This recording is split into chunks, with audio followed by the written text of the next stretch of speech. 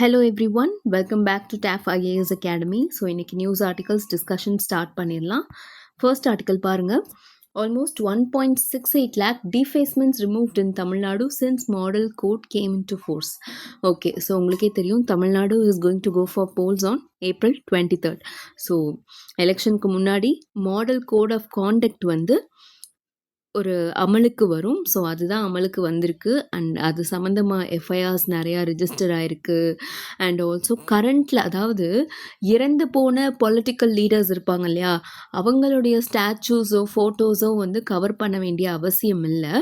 Various இப்போ பாலிட்டிக்ஸில் ஆக்டிவாக இருக்கக்கூடிய லீடர்ஸோடைய ஃபோட்டோஸோ அவங்களுடைய படங்கள் ஒரு பொது வெளியிலையோ பப்ளிக் பிளேசஸ்லேயோ கவர்மெண்ட் பில்டிங்ஸ்லேயோ டிஸ்பிளே பண்ணி இருந்தால் அது வந்து கவர் செய்யப்படணும். ஓகே, இது வந்து நமக்கு எலெக்ஷன் கமிஷன் ஆஃப் இந்தியா வந்து சொல்லியிருக்கக்கூடியது. அண்ட் உங்களுக்கே தெரியும் எலெக்ஷன் கமிஷன் ஆஃப் இந்தியா தான் நமக்கு நமக்கு லோக்சபா ஜெனரல் எலெக்ஷன்ஸ் கண்டக்ட் பண்ணுறதும் அவங்க தான், ஸ்டேட் அசம்பிளி எலெக்ஷன்ஸ் கண்டக்ட் பண்ணுறதும் அவங்க தான். ஸோ அவங்க தான் இந்த மாடல் கோட் ஆஃப் காண்டக்ட்லையும் நிறைய ரூல்ஸ் அண்ட் ரெகுலேஷன்ஸ் எல்லாமே அமலுக்கு கொண்டு வர செய்கிறது. அண்ட் ஆல்சோ அதில் சேஞ்சஸ் கொண்டு வருது, அமெண்ட்மெண்ட்ஸ். அண்ட் பொலிட்டிக்கல் பார்ட்டிஸாக இருக்கட்டும், இல்லை இண்டிவிஜுவல் லீடர்ஸாக இருக்கட்டும், அந்த இண்டிவிஜுவல் கேண்டிடேட்ஸ் இருப்பாங்க இல்லையா, அவங்களாக இருக்கட்டும், எல்லாத்தையுமே வந்துட்டு அவங்க வந்து ஒரு ரூல்ஸ் அண்ட் ஆர்டர்ஸ் போடுறதுல தான் இருக்குது. ஓகே, அண்ட் மேக்ஸிமம் ஒரு கேண்டிடேட் வந்து அந்த எலெக்ஷன் சம்மந்தமாக எவ்வளவு அமௌண்ட் ஸ்பெண்ட் பண்ணலாம், செலவு பண்ணலாம். And also as a political பார்ட்டியாக அந்த பர்டிகுலர் பார்ட்டி எலெக்ஷன் எக்ஸ்பெண்டிச்சர் எந்த அளவு கான்ட்ரிபியூட் பண்ணலாம், இது எல்லாமே வந்து நமக்கு எலெக்ஷன் கமிஷன் ஆஃப் இந்தியா தான் டிசைட் பண்ணும். அண்ட் ஆல்சோ இந்த எலெக்ஷன் பொறுத்த வரைக்கும் ஒரு இந்த ரூல் இதில் ப்ரிஸ்கிரைப் பண்ணியிருக்கிற ரூலே என்னென்னா, ஒரு பர்டிகுலர் எலெக்ஷனில் நிற்கிற கேண்டிடேட் வந்துட்டு எலெக்ஷன் எக்ஸ்பெண்டிச்சராக 40 லட்சம் வரையில் செலவு பண்ணலாம். ஓகே, எப்படி 40 லட்சம், அதாவது அப் டு 40 lakhs வரைக்கும் அந்த பர்டிகுலர் கேண்டிடேட் வந்து எலெக்ஷன் ரிலேட்டடாக ஸ்பெண்ட் பண்ணலாம். ஓகே, அண்ட் ஆல்சோ பணப்பட்டுவாடாவை தடுக்கிறதுக்கான நடவடிக்கைகளும் நிறைய எடுத்துகிட்டு இருப்பாங்க. நமக்கு ஸ்குவாட்ஸ் இருக்குது, ஃப்ளையிங் ஸ்குவாட் இருக்கிறதா இருக்கட்டும், இல்லை இண்டிவிஜுவலாக அந்தந்த டாலில் வந்து செக் பண்ணுறதா இருக்கட்டும், நிறைய க்ரோர்ஸுமே இப்போ வரைக்குமே சீஸ் பண்ணிகிட்டே தான் இருக்காங்க, மக்களுக்கு இல்லீகலாக பணப்பட்டுவாடா செய்யறத தடுக்கிறதுக்காக. ஓகே, ஸோ இது ரிலேட்டடாக நம்ம இன்றைக்கி எதை மேஜராக கவர் பண்ண போகிறோம் அப்படின்னு பார்த்தீங்கன்னா, மாடல் கோட் ஆஃப் காண்டக்ட், அதை பற்றி தான் நம்ம டீட்டெயில்டாக பார்க்க போகிறோம். ஓகே, ஸோ இது வந்து எக்ஸாக்டாக அது என்ன மாடல் கோட் ஆஃப் காண்டக்ட், எப்போ இன்ட்ரடியூஸ் பண்ணாங்க, அண்ட் அதுக்கு ஏதாவது லீகல் பேசிஸ் இருக்கா, like do we have any constitutional basis அப்படின்னு பார்த்தீங்கன்னா, yes, first of all will start with definition. இது என்னென்னா, model code of conduct MCC அமலுக்கு வந்துருச்சுப்பா, எலெக்ஷன் வரப்போது, எம்சிசி அமலுக்கு வந்துருச்சு, இனிமேல் வந்து கேம்பெயினிங் பண்ணக்கூடாது, இனிமேல் வந்து இந்த டைமுக்கு மேலே பேசக்கூடாது, இனிமேல் இந்த ஓட்டிங் முடிகிற வரைக்கும் இந்த பர்டிகுலர் இது வந்து பண்ணக்கூடாது, இவ்வளோ இந்த ஆக்டிவ் லீடராக இருக்காங்க, பொலிட்டிக்ஸில் இருக்காங்கன்னா அந்த லீடரோட ஃபோட்டோகிராஃப் வந்து கவர்மெண்ட் ஆஃபீஸில் இருக்கக்கூடாது, இந்த மாதிரி நிறைய ரூல்ஸ் போடுறாங்கல்ல. ஃபர்ஸ்ட் ஆஃப் ஆல் அது என்ன, அதுதான் கைட்லைன்ஸ். என்னது, these are nothing but guidelines from the Election Commission of India regulating parties and candidates during elections. So entire the political party regulate பண்ணுறதா இருக்கட்டும், இண்டிவிஜுவலாக அந்த பர்டிகுலர் கேண்டிடேட்டை ரெகுலேட் பண்ணுறதா இருக்கட்டும், அவங்க ரெண்டு பேருக்குமான கைட்லைன்ஸ் தான் இந்த MCC model code of conduct அப்படின்னு சொல்லுவோம். ஓகே, அண்ட் இதனுடைய மேஜர் அப்ஜெக்டிவ் என்ன, to ensure free and fair elections and maintain a level playing field. Okay, free and fair elections, நம்ம நடத்தக்கூடிய தேர்தல் வந்து சுதந்திரமானதாகவும் டெமோக்ராட்டிக் முறையில் நடக்கக்கூடியதாகவும் ஃபேராகவும் இருக்கணும் அப்படிங்கிறத என்ஷூர் பண்ணுறதுக்காக. And also to maintain a level playing field. Level playing field அப்படிங்கிறது, ஃபார் எக்ஸாம்பிள் கவர்மெண்ட், இப்போ ரூலிங் கவர்மெண்ட்டாக இருக்காங்க இல்லையா, ரூலிங் பார்ட்டியாக இருக்காங்க இல்லையா, அந்த ரூலிங் பார்ட்டி கவர்மெண்ட் வெஹிக்கிள்ஸை யூஸ் பண்ணி கேம்பெயினிங் போகிறது, எஸ், அதெல்லாம் நாட் அலவுட். ஓகே, ஸோ அதுதான் maintaining a level playing field. And source, இதுக்கு வந்து எந்த இடத்துலேருந்து இட் இஸ் டிரைவிங் அத்தாரிட்டின்னு பார்த்தீங்கன்னா, இசிஐ எலெக்ஷன் கமிஷன் ஆஃப் இந்தியாவோட பவர் எதுலேருந்து வருது, it's a constitutional body. Okay, constituted under Article 324. It's an independent body, correcta? Constitutional body, so it derives its authority from the constitution itself. Okay, and இதனுடைய duration பார்த்தீங்கன்னா நமக்கு election schedule announce பண்ணுறாங்க இல்லையா, அதுல இருந்தே இப்போ நமக்கு ஸ்டேட் அசம்பிளி எலெக்ஷன் இந்தந்த டேட்ல நடக்கும்பா, வெஸ்ட் பெங்காலுக்கு இத்தனை ஃபேஸில் நடக்கும், இதெல்லாம் வந்து சொன்னாங்க இல்லையா, அந்த ஸ்கெடியூல் அனௌன்ஸ் பண்ணதுல இருந்து எலெக்ஷன் கண்டக்ட் பண்ணி அதனுடைய ரிசல்ட்ஸ் டிக்ளேர் பண்ணுறாங்க இல்லையா, அது வரைக்குமே இந்த எம்சிசி அமலில் இருக்கும். ஓகே, இது நல்லா ஞாபகம் வச்சுக்கோங்க. உங்களுக்கு ப்ரிலிம்ஸில் வந்துட்டு ஒரு ஸ்டேட்மெண்ட் சிடிஎஃப்எஸ் question consider the following statements அப்படின்னு கொடுத்துட்டு உங்களுக்கு வந்து இதில் கொஸ்டின்ஸ் வந்து அப்படி கேட்கலாம். And evolution of the MCC, சரி ஃபஸ்ட்டு எங்கே இன்ட்ரடியூஸ் பண்ணாங்க, what about its establishment or evolution அப்படின்னு பார்த்தீங்கன்னா, ஃபஸ்ட் அண்ட் ஃபார்மோஸ்ட்டாக நமக்கு 1960 கேரளாவில் தான் இதை வந்து இன்ட்ரடியூஸ் பண்ணியிருப்பாங்க. அண்ட் தென் நமக்கு 1962 எலெக்ஷன் கமிஷன் ஆஃப் இந்தியா இதை ஓவராலாக நேஷன் வைட் வந்து அடாப்ட் பண்ணியிருப்பாங்க. ஓகே, அண்ட் ஆல்சோ 1979 இது வந்து நமக்கு பார்ட்டியின் பவர், அதாவது அந்த ரூலிங் பார்ட்டி இருக்காங்க இல்லையா, அவங்களுக்கு சர்டன் ரெஸ்ட்ரிக்ஷன்ஸ், இப்போ எப்படி கவர்மெண்ட் வெஹிக்கிள்ஸ் வந்து கேம்பெயினிங்க்கு பயன்படுத்தக்கூடாது இந்த மாதிரி இருக்கு இல்லையா, ஸோ அந்த மாதிரியான ரெஸ்ட்ரிக்ஷன்ஸை அப்டேட் பண்ணது 1979 for the party in power. Okay, and 1991 நம்மளுடைய former CEC chief election commissioner TN Seshan அவர்களுடைய தலைமையில் வந்து இதை வந்து இந்த மாடல் கோட் ஆஃப் காண்டக்டை ரொம்பவே தீவிரமாக செயல்படுத்த ஆரம்பிக்கிறாங்க. ஓகே, நமக்கு எலக்டோரல் ரிஃபார்ம்ஸாக இருக்கட்டும், இல்லை இந்த எலெக்ஷன் கமிஷன் எலெக்ஷன் பொறுத்த வரைக்குமே மிஸ்டர் டிஎன் சேஷான் அவர்களுடைய ரோல் அப்படிங்கிறது ரொம்ப ரொம்ப ரொம்ப இம்பார்ட்டண்ட், ரொம்ப ரொம்ப ப்ரிடாமினன்ட் அப்படின்னு சொல்லலாம். உங்களுக்கு மெயின்ஸில் கூட இது ரிலேட்டடாக நீங்கள் படிப்பீங்க அண்ட் இவரை நீங்கள் ஆன்சர் ரைட்டிங்கில் கூட கோட் பண்ணுவீங்க. ஓகே, ஸோ நல்லா ஞாபகம் வச்சுக்கோங்க. அண்ட் தென் 2013 சுப்ரீம் கோர்ட்டில் இது இஷ்யூவாக வந்ததுக்கப்புறம் சுப்ரீம் கோர்ட்டோட டிரெக்டிவில் ஃபர்தராக எலெக்ஷன் மேனிஃபெஸ்டோ எப்படி இருக்கணும் அதுக்குரிய கைட்லைன்ஸும் வந்து அனௌன்ஸ் பண்ணுறாங்க. ஓகே, ஸோ எம்சிசி ஆரம்பத்தில் ஒரு ஸ்டேட் லெவலில் கேரளாவில் தான் இன்ட்ரடியூஸ் பண்ணப்படுது. அதுக்கப்புறம் அதை வந்து ஒரு all over the country adopt பண்ணுறாங்க. அதுக்கப்புறம் ஃபர்தராக ஸ்ட்ரிக்ட் இம்ப்ளிமெண்டேஷன், தென் அதில் ரூல்ஸ் அண்ட் ரெஸ்ட்ரிக்ஷன்ஸ் வந்து ஃபர்தராக அப்கிரேட் பண்ணுறதுன்னு சொல்லிட்டு இட் இஸ் ஸ்டில் இவால்விங் அப்படின்னே சொல்லலாம், time and again. And mostly இதனுடைய ப்ரொவிஷன்ஸ்லாம் பார்த்தீங்கன்னா உங்களுக்கு நமக்கு ஆர்பிஐ ஆக்ட் இருக்கு இல்லையா, ரெப்ரசன்டேஷன் ஆஃப் பீப்புள் ஆக்ட், அதுலேயும் நமக்கு ரிஃப்ளெக்ட் ஆகிறத நம்மளால் பார்க்க முடியும். Okay, so what are the key provisions are major provisions? MCC வந்து அமலில் இருக்கிற டயத்தில் general conduct, no appeals to caste or community feelings, criticism restricted to policies not private life, private life பற்றி எந்த விதமான கிரிட்டிசிசமோ கமெண்ட்டோ வந்து கொடுக்கக்கூடாது. அண்ட் ஆல்சோ அதாவது ஜாதிய உணர்வையோ இல்லை மத உணர்வையோ தூண்டும் விதமாக எந்த விதமான பேச்சுக்களும் நோக்கங்களும் இருக்கக்கூடாது. இது வந்து பொதுவாக நடந்துக்க வேண்டிய ஒரு விஷயம். அண்ட் மீட்டிங்ஸ் அண்ட் பால் டே வந்து லோக்கல் அத்தாரிட்டி ஃபஸ்ட்டு அந்த நோட் அவங்களுக்கு வந்து அந்த இன்ஃபர்மேஷன் போயிருக்கணும். அண்ட் ஆல்சோ அந்த போலிங் பூத் இருக்கு இல்லையா, அதுக்கு 100 மீட்டர்ஸ்க்குள்ளே வந்து எந்த விதமான கேம்பெயினிங் ஆக்டிவிட்டியும் கண்டக்ட் பண்ணக்கூடாது. ஓகே, அண்ட் சைலன்ஸ் பீரியட் அப்படிங்கிறது நமக்கு ஓட்டிங் முடிகிறதுக்கு முன்னாடி அந்த கேம்பெயினிங் வந்து பார் பண்ணுவாங்க. ஒரு 48 hours பேன் ஆன் கேம்பெயினிங், அதுதான் வந்துட்டு சைலன்ஸ் பீரியட் அப்படின்னு சொல்லுவோம்.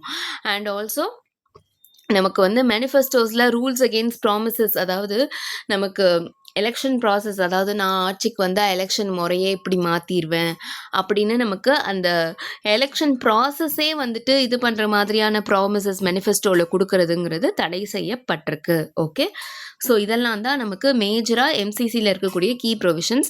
அண்ட் ஃபர்தராக நீங்கள் நியூஸ் பேப்பரில் இப்போ இதெல்லாம் ரீட் பண்ணி பார்த்தீங்கன்னா ஆஸ் அண்ட் வென் நீங்கள் கடந்து வரும்போது இன்னும் நிறைய வந்து விஷயங்கள் வந்து உங்களுக்கு தெரிய வரும். லைக் இப்போ வந்து புதுசாக வந்து பார்த்தீங்கன்னா உங்களுக்கு அந்த கமிட்டி வந்து ஸ்க்ரீனிங் கமிட்டி வந்து இன்ட்ரடியூஸ் பண்ணுறாங்க.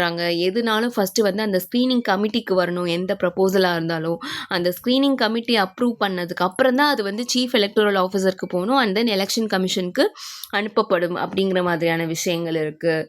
ஸோ இந்த மாதிரி டைம் அண்ட் அகெயின் நீங்கள் எம்சிசி ரிலேட்டடாக வர நியூஸை நீங்கள் படிச்சிங்கனாலே you will be very well informed. Okay, so next restrictions for the party in power. இதில் வந்து first and foremost misuse of machinery.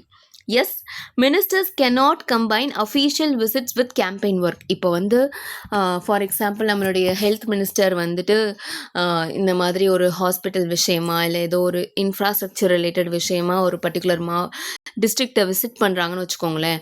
அந்த அஃபீஷியல் விசிட்டை நம்ம கேம்பெயின் ஒர்க்குக்காக பயன்படுத்தக்கூடாது. Okay, ministers cannot combine official visits with campaign work.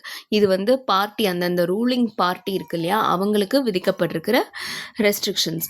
Then public funds, government ஃபண்ட்ஸை use பண்ணி நம்மளுடைய அதாவது நம்ம ரூலிங் பார்ட்டியோடைய அச்சீவ்மெண்ட்ஸை வந்து எடுத்து காட்டுறது, நாங்கள் இதெல்லாம் பண்ணியிருக்கோம் அப்படின்னு சொல்லிட்டு கவர்மெண்ட் ஃபண்டை யூஸ் பண்ணி எடுத்து காட்டுறதுங்கிறது தடை செய்யப்பட்டிருக்கு. அண்ட் ஆல்சோ நமக்கு இந்த மாடல் கோட் ஆஃப் கான்டக்ட் அமலில் இருக்கிற சமயத்தில் கவர்மெண்ட் வந்து எந்த விதமான புது ஸ்கீமோ ப்ராஜெக்டோ இல்லை ஏதாவது ஒரு ப்ராஜெக்ட்டுக்கு அடிக்கல் நாட்டுறது அப்படிங்கிறது எதுவுமே பண்ணக்கூடாது. ஓகே, ஸோ இது வந்து எதுக்காக, to ensure or to promote level playing field, equal access to public spaces for all parties. எல்லா பார்ட்டிஸ்க்குமே பப்ளிக் ஸ்பேசஸ்க்கு ஈக்குவல் ஆக்சஸ் கொடுக்கணும். அது வந்து ரூலிங் பார்ட்டிங்கிறதுக்காக ஒரு ஸ்பெஷல் ப்ரிஃபரன்ஸ் கொடுக்கறது, ஃபேவரட்டிசம் பண்ணுறது, இதெல்லாம் பண்ணக்கூடாது. ஓகே, ஸோ இதெல்லாம் தான் restrictions for the party in power. And next legal status and enforcement. இது வந்து உங்களுக்கு as of now non statutory தான். மாடல் கோட் ஆஃப் கான்டக்ட், புரியுதா? இட்ஸ் அ கோட், ஒரு set of rules or guidelines, அவ்வளோதான். இது வந்து எந்த விதமான ஒரு லீகல் பேக்கிங் எக்ஸாக்டாக வந்து டிரெக்டாக வந்து டிரைவ் பண்ணல. பட் இதில் இருக்கக்கூடிய ப்ரொவிஷன்ஸ் வந்து நம்ம ஆர்பிஐ ஆக்ட் 1951லையோ இல்லை ஐபிசிலையோ பார்க்க முடியும். முன்னாடி நான் இது வந்து உங்களுக்கு சொன்னேன்.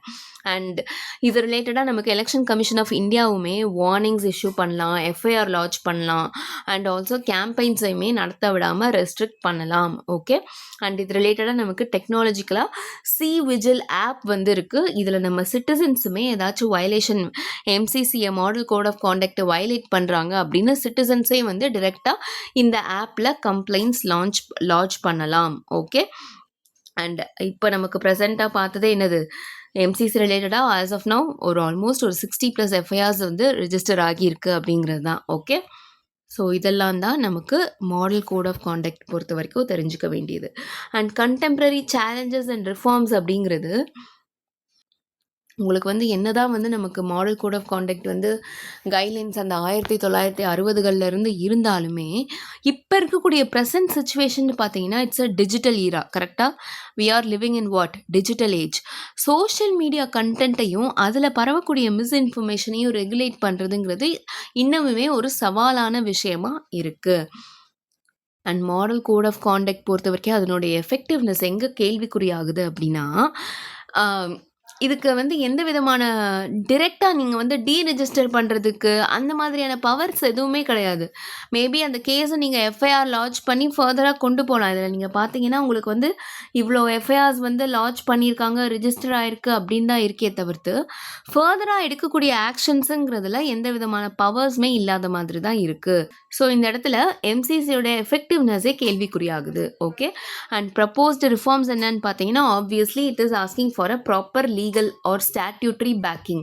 இது நமக்கு ஆர்பிஐ 1951 கொடுத்தாலுமே எம்சிசியோட பவர் வந்து இன்னுமே வந்து நல்லா இருக்கும் அப்படிங்கிறது ஒரு எக்ஸ்பெக்டேஷன், ஒரு ப்ரப்போஸ்டு ரிஃபார்ம்.